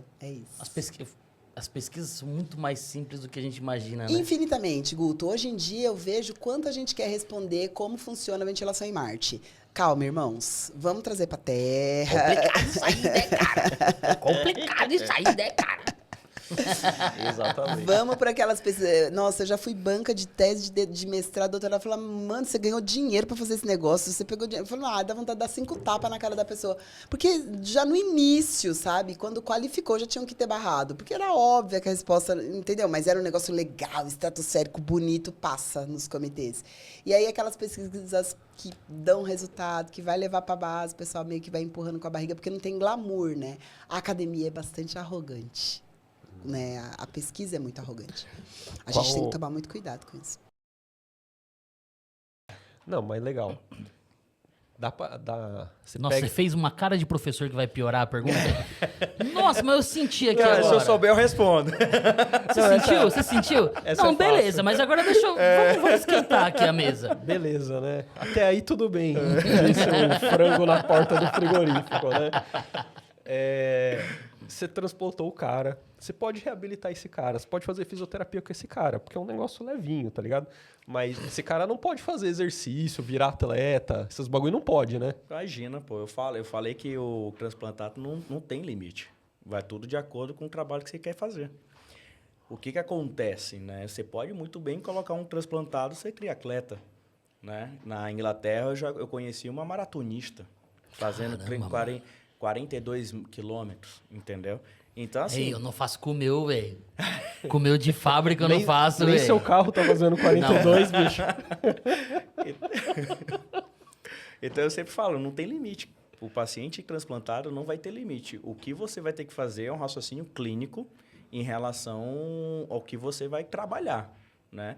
É claro que, assim, não pode transplantar agora e sair correndo numa esteira, entendeu? Como eu recebi uma vez um vídeo de uma paciente no Hospital X que falou que exercício de corrida num transplantado já podia fazer. E aí, sem nenhuma orientação, a pessoa tinha transplantado já há 14 dias e já estava correndo. Cheia de fôlego. Cheia de fôlego. Não cansa? Não cansa, né? Mas aí o coração, sei lá se estava beta-bloqueado ou não.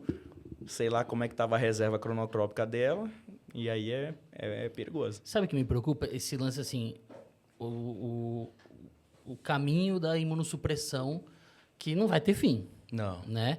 Só que dependendo do tipo de esporte, por exemplo, um triatlon, a gente tá falando de processo inflamatório lá em cima, pô. Exato. A gente tá falando de alta carga, até com o Marcelo, ele tava falando lá com a gente na feira, o paciente faz linha B, pô. Exato, isso mesmo. Eu me preocupo muito esse tipo de esporte de alto rendimento para um transplantado muito mais pela imunossupressão do que pelo próprio transplante. Então, aí é que tem. Aí que tem todo o processo do trabalho. Porque se você começa a trabalhar... Eu tive um caso de uma paciente que o VO2 dela foi maior que o meu. O VO2 dela foi maior de todos do ambulatório de reabilitação. E aí, a relação VE-VCO2, normalíssima. E aí, você não vai trabalhar isso? Mas, bicho, se você correr uma maratona agora, o que vai acontecer? Eu morro. Você é transplantado? No outro dia, eu sou transplantado. Entendeu? Se você não não, mas eu sou transplantado depois da maratona. Você faz edema agudo, Faço na hora. Não, porque o negócio, assim, é estar preparado. É o treino, exatamente. Né? Tio, eu faço isquemia cerebral, velho.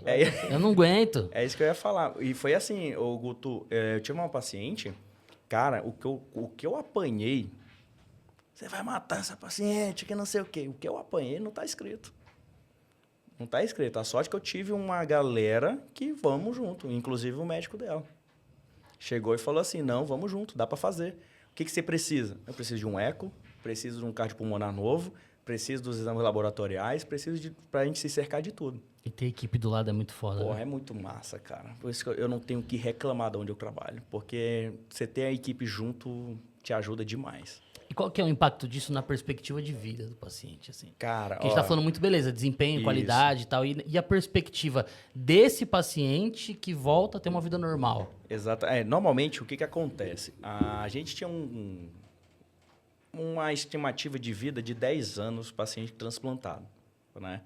E a gente está observando que com a prática de atividade física, você pode alargar isso aí e a gente não sabe quanto tempo. Você entendeu? O que acontece... ninguém morreu ainda, tá ligado? Exatamente. O que acontece? Muitas das coisas, o que vai levando à disfunção do enxerto, vamos pensar assim. de uma pessoa que vai levando tudo correto, né? Às vezes são inflamações, bebidas alcoólicas, entendeu? Que geram inflamação no próprio enxerto e doenças virais, certo? Isso que gera você fazer a perda do enxerto, né? E isso a gente parte de um pressuposto que você não trabalha, você não trabalhou muito bem. Quando você pega o paciente que ele faz atividade física no transplante, ele está trabalhado, o coração está acoplado de uma forma que você consegue ver que, pelo exame, que é o cardiopulmonar, você consegue observar que aquele coração parecia que era dele, parece que é dele, não foi trocado. Quando você deixa tudo certo, cara, isso aí, o tempo de vida vai ser muito longo. Entendeu? O que normalmente acontece, muitas das vezes a expectativa de vida baixa, é porque você contrai uma doença cancerígena pela imunossupressão, que isso acontece bastante, e falta de cuidado. Então, assim, a falta de cuidado com um paciente transplantado, infelizmente, acontece. E não é nem culpa dele, não é nem culpa do paciente. Que às vezes, por exemplo, ele viaja, pegou um vírus, miocardite.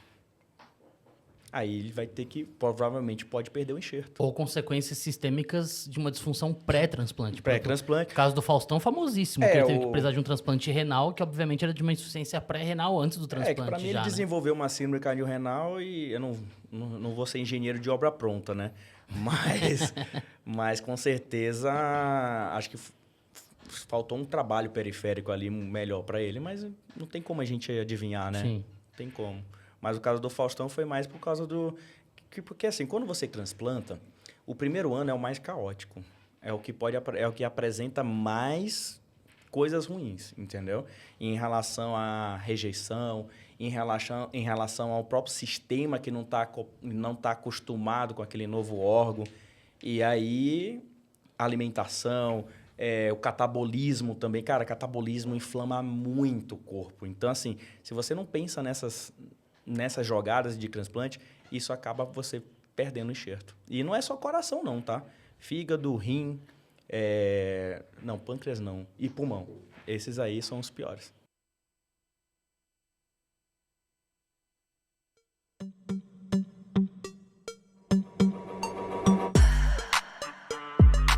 Pô, é muito legal, cara.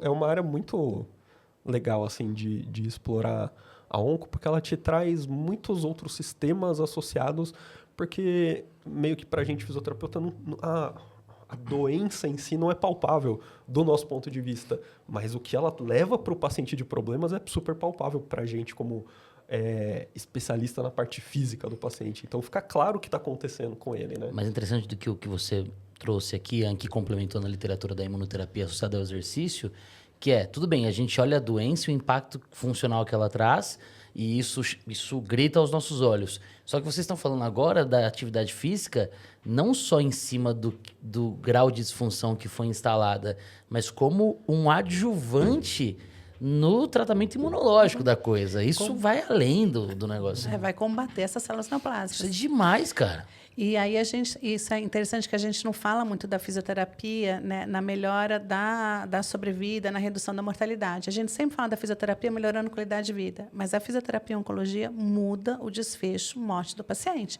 faz com que ele viva. Demais, cara. Né? E isso é muito legal, porque óbvio que a qualidade de vida é extremamente importante, mas ao alterar a qualidade de vida, aumentar a resposta tumoral, a gente também faz com que os pacientes sobrevivam mais e sobrevivam muito melhor. Então a gente impacta na mortalidade, sim, na redução da mortalidade, sim. Não, e é legal que tem umas coisas tão específicas, cara, nessa área que assim, ó, o exercício, ele vai aumentar a neogênese vascular, então ele vai criar mais vasos, ramificações, inclusive em volta do tecido tumoral. Então, se tem mais vasos, chega mais sangue, sabe quem chega mais também?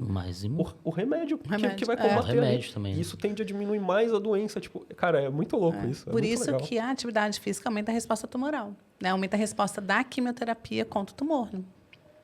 E é muito assim, impressionante. Em câncer de mama e câncer de colo e reto, a gente já tem comprovado isso. Para a próstata, mais ou menos, para alguns outros tumores, menos. Mas a gente sabe que se a mulher, por exemplo, mama, ela é sedentária. Se ela começar a fazer atividade física a partir do diagnóstico, ela reduz em 50% a chance de óbito em 5 anos. 50%. É muita coisa. O Ministério da Saúde, cadê a campanha? Vocês estão com o INCA na mão, com todos esses dados. Pelo amor de Jesus, o Ministério da Saúde, isso é urgente. A oncologia já é né? A gente fala do crescimento anual e que a perspectiva é que isso avance muito, mas já é um dos principais desafiadores e um dos principais motivos de internação hospitalar no Brasil, cara. Uma das coisas que... E de mortalidade, né? E a perspectiva de crescimento é exponencial. A gente precisa urgente começar a fazer com que essas informações cheguem até a população. Não dá pra gente esperar. E a oncologia representa um dos maiores gastos em saúde do Brasil. Então... É porque é tudo muito caro, né? É muito caro. Desde o diagnóstico até o tratamento, tudo muito caro. Muito caro. Os tratamentos, os quimioterápicos, imunoterápicos são extremamente caros. Extremamente caros. Você fala os equipamentos de radioterapia, tudo Radioterapia muito caro, cara. É tudo. Não, e é engraçado, você falou da mortalidade, mas a mortalidade ela é um dado que ela é muito importante para a população. Propagador, não sei se é o melhor dado pra gente explorar. Porque vai viver mais tempo, vai gastar mais. Cara, né? eu tô rindo porque é uma realidade cruel, Não, cara. porque você tem que ser objetivo quando Mas você é quer. uma realidade Quando você cruel. quer implementar coisas, você tem que pensar o que vai me ajudar. Então, acho que comorbidades, na verdade, é o melhor caminho. Porque Mas, você fala que... eu vou por outro caminho. Eu também vou por outro caminho. Se a gente mantém a sobrevida, a gente aumenta a população produtiva. Exatamente. E aí, economicamente, você gira o país. Também acho. É que isso vem depois. Tipo, primeiro, assim, eu falo pro cara assim, ó, esses pacientes que, por exemplo, fazem atividade física, eles ficam menos tempo em tratamento, eles têm um resultado melhor do tratamento, menos comorbidades, eles saem do sistema, deixam de onerar o sistema, e isso começa a trazer justificativas logo de cara que são bem substanciais, assim, né? E aí depois falar que ele vai ficar ativo, que ele vai contribuir, e aí tudo bem, aí você vai recheando ali o negócio. Mas tirar o cara do sistema sem onerar o sistema, pô, acho que é o que todo mundo quer logo. É que eu acho que onerar o sistema, talvez o nosso modelo gerencial de saúde não perceba. Porque nós temos um modelo de investimento que é essa quantia aqui é para isso. O que vocês vão gastar, o que vocês vão fazer, foda-se. E não é o modelo mais inteligente. Se houvesse um controle e uma busca ativa por se reduzir os custos para se trazer um impacto de economia nesse valor que se investe, sim. Mas o que tem esse ano o governo reservou isso aqui, ó. Gasta aí, pô. Não é assim que a gente deveria ter um modelo de gerenciamento econômico em saúde. A gente poderia falar assim, que vai desonerar os cofres se houvesse uma busca mais objetiva de fazer esse valor ser reduzido, e não há, né? Mas vamos pensar em plano de saúde, operadores de saúde. Eles iriam ganhar muito dinheiro, né, com a fisioterapia, porque eles iriam deixar de gastar, né? E é muito mais barato a gente fazer qualquer conduta de prevenção do que de tratamento. Sim. Então, imagina o quanto de internação hospitalar, o quanto de medicação para tratar os efeitos adversos dos tratamentos oncológicos a gente iria conseguir evitar que essas operadoras gastassem. Então, a fisioterapia é muito barata, né? Só que a gente tem que mostrar isso e tem que... Porque hoje, até o próprio modelo deles, né? Tem que ter um encaminhamento médico, são no máximo 10 atendimentos, isso tudo é muito pior. Se a gente tiver autonomia de tratar o paciente, que por lei a gente tem, sem precisar de encaminhamento médico, se a gente puder solicitar os exames sem que o médico solicite, que por lei a gente tem essas autonomias. Mas as operadoras de saúde não garantem isso. Então, se a gente não mostrar para eles... não protege a gente nisso. Não, mas a gente já tem base suficiente hoje para alegar, né, e para mostrar o quanto nós somos baratos. Sim. Né, o quanto nós, na verdade, não somos baratos, o quanto nós economizamos de dinheiro das operadoras de saúde do sistema público. Para né, que no com a futuro a gente seja precoce, caro. né? Para no futuro a gente poder ser caro. É isso mesmo. Se eu estrago tanta redução de custo, meu amigo, você vai ter que investir em mim. Se a gente triplicasse o nosso custo, não chegaria nem perto do custo do que substitui a gente ali nesse caso. Se a gente caso. ganhasse muito bem, ainda ia ser muito barato para eles. Exatamente. O que precisa é justamente essa... Mostrar. E aí não adianta a gente vir com o discurso, a gente melhora a qualidade de vida. Eles querem dinheiro. Né? De novo, é bom para a população. Tem que mostrar o que é bom pro propagador. Bolso. Isso foi uma coisa que eu aprendi na mobilização precoce. E não adianta o que é bom para o paciente, é o que é bom para o propagador. E aí é hora da gente pensar em quem está nas cadeiras que tomam essas decisões, né, Anki? O CREFITO 2, esse ano passado, já não lembro mais, acho que foi esse ano, a gente fez um projeto de custo-efetividade da fisioterapia e da terapia ocupacional. E nós fizemos nós conseguimos cumprir a primeira etapa, que era mostrar o quanto a fisioterapia já é custo-efetiva. Então, a gente fez uma revisão sistemática da literatura e a gente viu que para várias áreas a gente já tem comprovado que a fisioterapia é custo-efetiva. Para algumas áreas, não. Para onco, a gente só tem 8 estudos no mundo inteiro, então ainda tem pouca coisa. Mas na área, por exemplo, de terapia intensiva, em algumas áreas específicas a gente já mostra. Mas a maior parte desses estudos não incluíram a população brasileira. Então, para a gente conversar aqui com a operadora de saúde, com o nosso sistema de saúde, a gente tem que fazer estudos brasileiros mostrando... Tem que ser em real. Quanto nós somos custo-efetivos. Nesse sentido, assim, é porque eu acho que no Brasil como um todo, não só na fisioterapia, em todas as disciplinas, a gente tem pouco costume de fazer esse tipo de estudo. Tem um estudo muito legal da Austrália, dos fisioterapeutas lá, da Ian Boden, que ela começou uma intervenção pré-operatória para pacientes que iam fazer cirurgia abdominal. O que era essa intervenção? 30 minutos de uma sessão educativa com o paciente, onde ela explicava o que era complicação pulmonar, o que eram os exercícios respiratórios que ela fazia, que era ensinar o paciente a respirar fundo e tossir, basicamente, e explicar que ele ia ter que andar no pós-operatório. 30 minutos de sessão. Isso diminuiu complicação pulmonar e pneumonia pela metade, e aí depois ela publicou o estudo de custo-efetividade. Para cada $1 que foi investido, retornava 6 se o fisioterapeuta fosse um fisioterapeuta júnior. Se fosse um fisioterapeuta sênior, um cara mais experiente, para cada $1 investido, retornava 18. Gente, olha só. 3 vezes. Então, assim, você imagina, além de eu mostrar o quanto isso melhorava para o paciente, evitando complicações, o quanto isso retornava em termos de atendimento fisioterapêutico e o quanto isso valorizava o cara que era mais experiente e sabia mais na área dele. Então, todo mundo saia ganhando nesse estudo aí, né? Tipo, não teve um lado que saiu perdendo. Não. Então, fazer esse tipo de estudo traz essa realidade pra gente e começa a ficar mais fácil de pensar o que fazer, como fazer, em quem que a gente tem que bater na porta para implementar, né? Mas a gente precisa estar com isso na mão. Por isso que a primeira coisa que eu te perguntei é e esse estudo do custo lá tem? Você falou, estamos pensando, estamos dizendo que esse passo é um passo importantíssimo nesse processo, né? Porque analisar custo não é muito simples, né? Sim, então não, tem toda uma metodologia, tem uma ferramenta, e que infelizmente eu não domino. Mas eu tenho vontade de estudar isso ou fazer, né, uma cooperação técnica com alguém que possa avaliar, fazer os estudos. Porque a gente faz vários ensaios clínicos, mas a gente não avalia a parte de custo. E hoje, infelizmente, esse é o que a gente vai ter que explorar isso. Porque não basta só mostrar que clinicamente os pacientes estão melhores. Ninguém assim, né, no geral, vai levar isso em consideração na hora de tomar a canetada final. A parte financeira é o que pesa no fim das contas. E é o que hoje mais peca, eu acho. Então, o professor comentou que queria falar sobre o atraso. Sim, o atraso. Da indicação. A SARA, né, diminui muito a incidência de SARA, graças a Deus, né, por conta da questão da sepse, toda a campanha, né, que a sepse veio com toda a força. Inclusive, lá no servidor teve muitos trabalhos em relação a isso, programas do sepse no pronto-socorro, enfim, várias coisas. E, mundialmente afora, a sepse se tornou um diagnóstico mais pensado. Talvez não esteja perfeito ainda, mas muito mais do que era há 25 anos atrás. Então, as pessoas ficam acumulando disfunções. E aí, no pronto-socorro, e aí quando chegar na UTI, você vai ter muito mais SARA. Hoje tem menos SARA. Talvez essa seja a explicação, né? Eu me lembro, em 2008, 2005, eram 3, 4, 5, 6 SARAs por semana novas. Nossa. Entendeu? Você sabe que Swangans, todo plantão, pacientes graves, muito instáveis. Lá no servidor, a gente era um dos centros do ARTE. E a gente ficou mais de 1 ano sem colocar nenhum paciente porque não tinha SARA. Não tinha SARA. Sumiram as SARAs. Não internava. E quando a gente colocava na ventilação padrão, saía da relação. Eu então, acho esse é um outro ponto que a gente precisa tomar pacientes cuidado. pro ARTE só na minha carreira. Então, antes de falar de ARTE, o que eu quero dizer é, por conta de tudo isso, o diagnóstico de SARA, que é uma síndrome, não é uma doença, ele não é colocado no cabeçalho. Você passa a visita na UTI, você vê tudo no cabeçalho.